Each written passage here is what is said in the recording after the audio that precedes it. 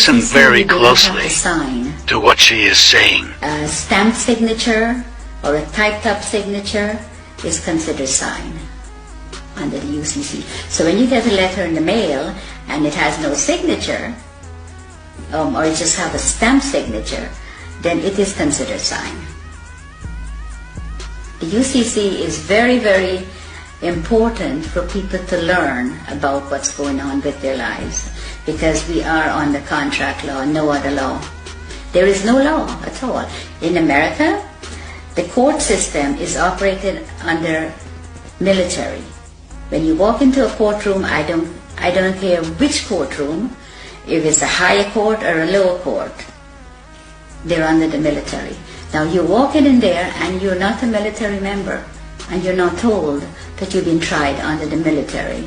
If you mention the Constitution, the judge says it does not apply in my courtroom. But you don't know what he's saying, because you don't know what they're doing to you when you're there. And all of that language is designed to confuse the hell out of you. Yes, it's designed under the UCC, and they know.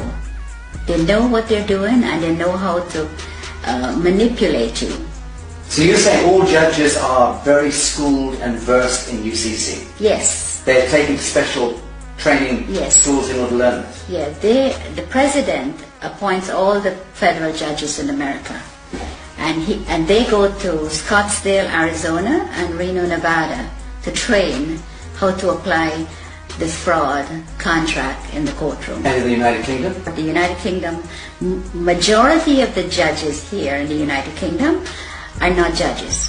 They're just doing business. They might be a retired lawyer. They're doing business as judge. And so-called judges in Malawi and in Canada?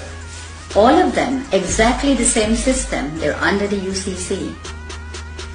Okay, try to go and discover your own birth bond, let's call it that, and you try to discover the true value. How does one go about doing that? You apply to the Federal Reserve for it. There's forms that you can fill in, and you can, once you find the bonds and the serial numbers, you can get it from the Federal Reserve because they have it. And you can then discover the value of your bond? Of course. And the average, let's say, 50-year-old in the United States would be worth what? A 50-year-old in the United States, it could be worth hundreds of millions. But one comment, if you go on the website and you put in your birth certificate number, and it comes up only one, you have hundreds of thousands of people are trading on it. Right. That's only one that you know of. I think what I'm getting at is, what do you think it would be the median value of the average 50-year-old by the time they turn 50 in the United States? What is being traded? I would say maybe $1 billion, over $1 billion. Right. Has been traded. Okay. Because when I checked, on one of my numbers is over 283,000 people are trading on it. Can you imagine how much money that is? So when we hear that the US has a debt of $23 trillion or whatever it is, that fictitious money was all pumped out of the air, but effectively it was discharged against the value of Yes. the people. Yes. Right, so that's where the fiction emerges. Yes. And it becomes this huge imbalance that no one quite understands. How on earth did we get that much money? They just made it up as they go along and tell us what they want to tell us. Yes, but they'll validate the making up of that money by, on paper, discharging it against the value of the citizenry. And the citizens' gold, our sovereign gold. We have gold. For every pound that if you weigh 8 pounds at birth, you have 8 pounds of gold set aside for you. Assigned to you by whom? By the Crown. In England? Yes. And in the United States? Yes. By the Treasury? Yes. And because the United States is owned by the Crown. Let's okay. So let's say there's 200 odd nations of the world. There's hundreds and hundreds of small island states. But there's about 200 nation states, big nation states. They are all of them a franchise of the Anglo-American Corporation. Yes. Let's call it that. Yes. And that the Anglo-American Corporation is an extension of the British Crown. Crown, yes. And the British Crown is collateralized by what, or backed by what? Gold. And by the people. The hundreds of millions of people. The British Empire has just went on the ground. It's still there. controls the Bank of International Settlements, yes. controls all the reserve banks around the world and so on. Yes, yes. Correct.